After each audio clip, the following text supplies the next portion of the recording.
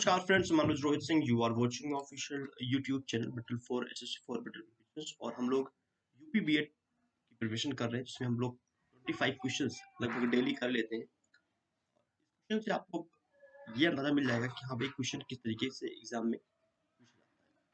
ठीक है, तो चलिए देखते हैं फर्स्ट क्वेश्चन जो आपके एग्जाम्स में आया हुआ था। तो खंड आ में ये आपका सामान्य ज्ञान का पेपर होता है, जिसमें पहला क्वेश्चन आपसे पूछा गया था कि उगते हुए सूरज का देश किसे कहा जाता है। उगते हुए सूरज का देश, उगते हुए सूरज का देश किसे कहा जाता है। आपका राइट आंसर क्या है? जापान। ठीक है, ऑप्शन बी आपका करेक्ट है। जापान को हम उगते हुए सूरज का देश कहते हैं, क्योंकि यहाँ सूरज की किरणें सबसे पहले पड़ती हैं। तो सबसे पहले कहाँ पड़ती है? जापान में, जिस कारण हम इसे उगते हुए सूरज कहते हैं। ठीक है, जापान को निप्पॉन भी कहा जाता है। क्या कहा जाता है?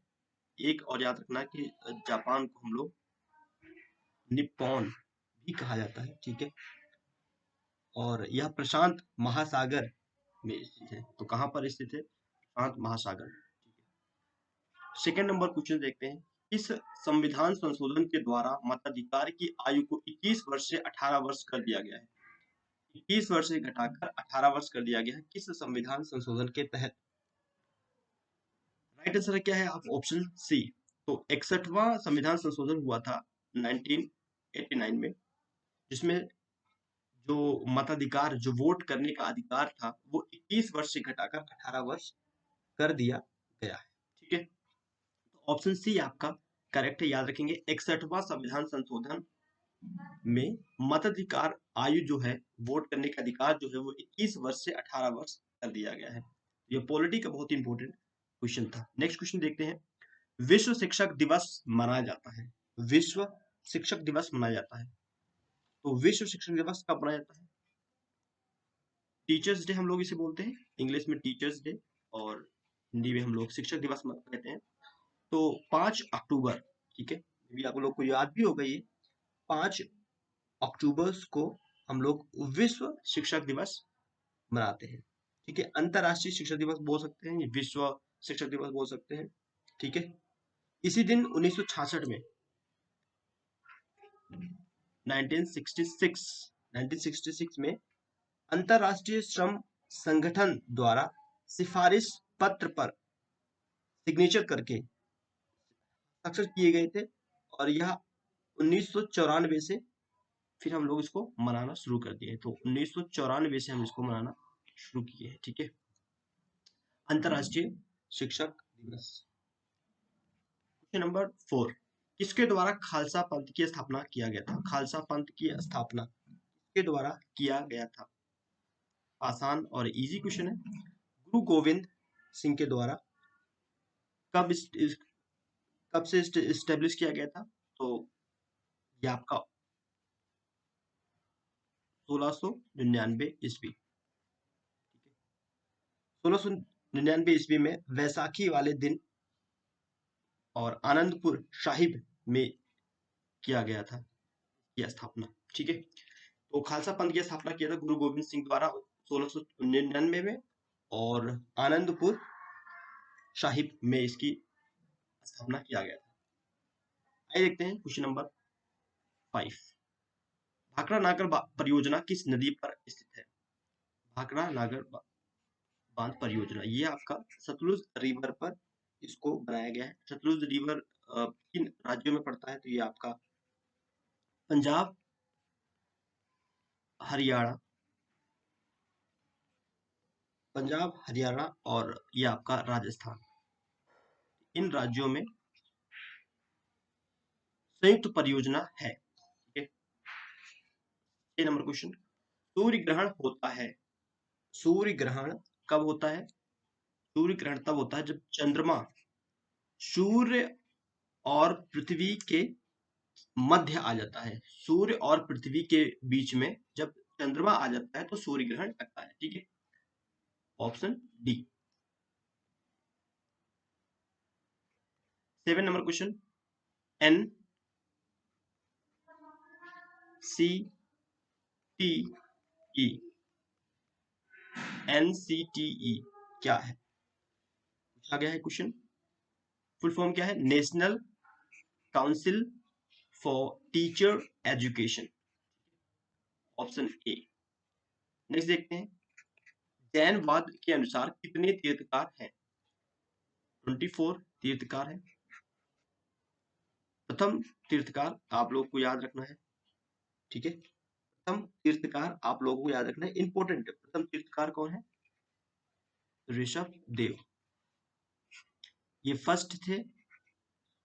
और 24वें तीर्थकार कौन थे? महावीर स्वामी, ठीक है, महावीर स्वामी। 9 नंबर, चूना पत्थर परिष्कृतकरण के बाद परिवर्तन होता है।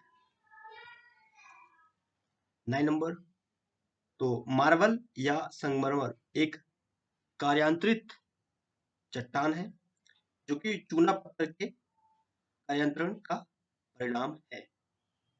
तो ऑप्शन ए। नेक्स्ट देखते हैं 10 नंबर क्वेश्चन। एक बैंक शेड्यूल्ड बैंक कहलाता है, एक बैंक शेड्यूल्ड बैंक कहलाता है यदि, देखो शेड्यूल्ड बैंक कौन सा है? आरबीआई, ठीक है, रिजर्व बैंक ऑफ इंडिया। यह आरबीआई एक्ट 1934 की द्वितीय अनुसूची में इसको रखा गया है। एक बैंक शेड्यूल्ड बैंक कहलाता है। क्लियर? शेड्यूल्ड बैंक कहा जाता है। उदाहरण के लिए अगर कहें तो शेड्यूल्ड बैंक आपका एसबीआई और पंजाब नेशनल बैंक, ठीक है। तो ये सारे बैंक्स क्या है? एक शेड्यूल्ड बैंक है। 11 नंबर, भारत का राष्ट्रपति राज्यसभा के लिए कितने सदस्य मनोनीत करता है? आसान और इजी क्वेश्चन। 12 मेंबर्स, ठीक है। 12 मेंबर्स होते हैं। ये आपका विज्ञान, कला और सामाजिक क्षेत्र, सामाजिक सेवा में अपना विशेष योगदान देते हैं और उसके लिए राष्ट्रपति राज्यसभा में 12 मेंबर्स को नियुक्त करता है, ठीक है। राज्यसभा यह आता है आर्टिकल 80 के तहत। क्वेश्चन नंबर 12, किस क्षेत्र में बुकर पुरस्कार जीता जाता है? इजी और आसान, कथा साहित्य, साहसिक कार्य एडवेंचर, विज्ञान साइंस और औद्योगिक। जो बुकर जो अवार्ड से ये दिया जाता है कथा साहित्य, ठीक है। क्लियर है? ऑप्शन ए आपका करेक्ट है। ये बुकर जो पुरस्कार है ये कब से स्टेब्लिश किया गया था? 1969, ठीक है। 1969 ईस्वी में स्टेब्लिश किया गया था, इसकी स्थापना किया गया था। बुकर पुरस्कार की स्थापना 1969 में किया गया। नेक्स्ट देखते हैं, चौथा खंभा संप्रदाय संदर्भित करता है। चौथा स्तंभ, प्रेस, मीडिया। चौथा स्तंभ हम लोग बोलते हैं, देश का चौथा स्तंभ क्या है? मीडिया या प्रेस है। चौथा खंभा या चौथा स्तंभ, ठीक है। लोकतांत्रिक देश, डेमोक्रेटिक कंट्री में प्रेस के संदर्भ में दिया जाता है, ठीक है भाई। पहला क्या है? विधायिका, जिसे हम पार्लियामेंट बोलते हैं। उसके बाद कार्यपालिका, उसके बाद न्यायपालिका जुडिशरी, उसके बाद फिर चौथा जो हम स्तंभ बोलते हैं इसको ही बोलते हैं। क्वेश्चन नंबर 15, शोभना गुरुटु प्रवर्तक है, क्या है? शोभना गुरुटु प्रवर्तक का मूल नाम मनुभूति शिरोडकर था, ठीक है। इन्होंने गायन की डुमरी शैली को विश्व भर में ख्याति दिलाई, अतः उनको डुमरियों की रानी कहा जाता है। तो आई होप आपको समझ में आ गया होगा। ऑप्शन डी आपका करेक्ट। सौर मंडल के किन ग्रहों को निष्कृष्ट ग्रहों के रूप में जाना जाता है? सौर मंडल के किन ग्रहों को निष्कृष्ट ग्रहों के रूप में जाना जाता है? जो पृथ्वी की तुलना में सूर्य के सबसे निकट ग्रह है। बुध एवं शुक्र इस श्रेणी में रखे गए हैं, तो बुध और शुक्र को हम लोग इस श्रेणी में रखे हैं ग्रह में से। रेटिनॉल का सामान्य नाम क्या है? रेटिनॉल का सामान्य नाम क्या है? Vitamin A. विटामिन ए का वैज्ञानिक नाम रेटिनॉल है, ठीक है। और ये विटामिन जो है आंखों से देखने के लिए अत्यंत आवश्यक होता है। विटामिन ए हमें डेफिनेटली चाहिए, और इसकी कमी से हमें रतौंधी रोग भी हो जाता है। विटामिन ए हमारे शरीर के लिए उपयोगी है और हमारे आंखों के लिए तो बहुत। 18 नंबर, पाक जरडमारू मध्य अलग करता है किन दो देशों को? तो भारत और श्रीलंका को, ठीक है। संविधान के किस अनुच्छेद में निर्वाचन आयोग के विशेषाधिकार निहित है? 19 नंबर।